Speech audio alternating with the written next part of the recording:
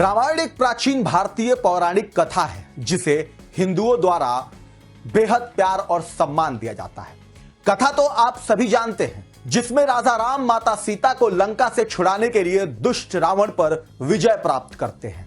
लेकिन अब उसी राम को लेकर चीन ने बड़ा दावा किया है। क्या कुछ कहा है बताएंगे आपको। नमस्कार, मैं आपके साथ योगेश मिश्रा।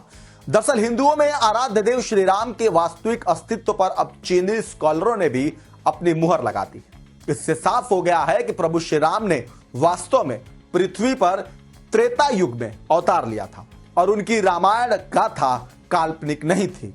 आपको बता दें कि शनिवार को बीजिंग में भारतीय दूतावास द्वारा आयोजित रामायण एक कलातीत मार्गदर्शिका संगोष्ठी का आयोजन किया गया था, जिसमें कई चीनी विद्वानों ने उन ऐतिहासिक मार्गों का पता लगाते हुए स्पष्ट प्रस्तुतियां दी। इस दौरान चीनी स्कॉलरों ने अपने शोध के दौरान प्रभु श्री राम के पदचिन्हों की खोज करने का प्रामाणिक दावा किया, जिसके बाद कला और साहित्य सिंगुआ विश्वविद्यालय के प्रोफेसर डॉक्टर डीन जियांग जिंगकुई ने कहा कि यह सांस्कृतिक प्रवास और अनुकूलन एक क्लासिक और सांसारिक पाठ के रूप में रामायण के खुलेपन और लचीलेपन को प्रदर्शित करता है। चीन में रामायण से संबंधित सबसे प्रारंभिक सामग्री मुख्य रूप से बौद्ध धर्म ग्रंथों के माध्यम से हान सांस्कृतिक क्षेत्र में पेश की गई थी।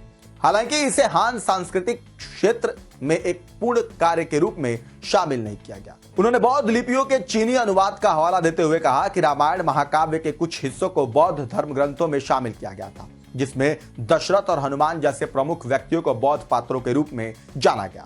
वहीं रामायण की वास्तविकता का एक प्रसिद्ध उदाहरण यह है कि हनुमान को वानरों के राजा के रूप में दिखाया गया था, जो क्लासिक बौद्ध नैतिक आख्यानों में मिश्रित था, जो बौद्ध शिक्षाओं का पालन करते थे। सन वुकोंग के नाम से जाने वाले मानवीय विशेषताओं वाले बंदर राजा चीन साहित्य और लोक कथाओं में सबसे अधिक पसंद किया जाने वाला सबसे अस्थायी स्थान बना हुआ है। इसके अलावा सिचुआन विश्वविद्यालय के चीन दक्षिण एशियाई अध्ययन केंद्र के मुख्य विशेषज्ञ और उपनिदेशक प्रोफेसर क्यू योंग हुई ने अपनी प्रस्तुति राम के पदचिन्ह विषय पर अपनी प्रस्तुति में संग्रहालय कांझों में विश्व हिंदू देवताओं की एक विस्तृत विविधता की तस्वीरें प्रदर्शित की। इसके साथ ही उन्होंने एक हिंदू पुजारी द्वारा प्रबंधित बौद्ध मंदिर की तस्वीर भी दिखाई। यह मुख्य रूप से बौद्ध धर्म के माध्यम से था कि भारतीय संस्कृति ने चीन में अपना गढ़ बना। यही कारण है कि भारत चीन सांस्कृतिक संबंधों के इतिहास में हिंदू धर्म का स्थान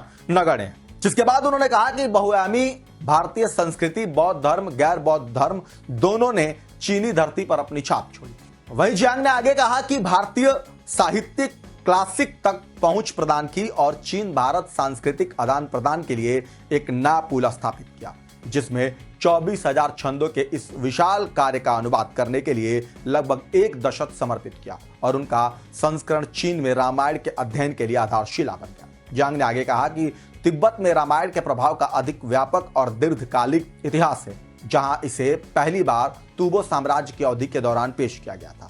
साहित्यिक कृतियों और नाट्य प्रदर्शनों के माध्यम से रामायण न केवल तिब्बती विद्वानों के बीच गहन अध्ययन का विषय बन गया, बल्कि तिब्बत में आम लोगों के बीच भी व्यापक लोकप्रियता हासिल की।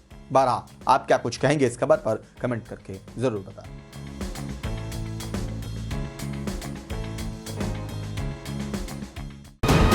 वीके न्यूज, राष्ट्र के नाम।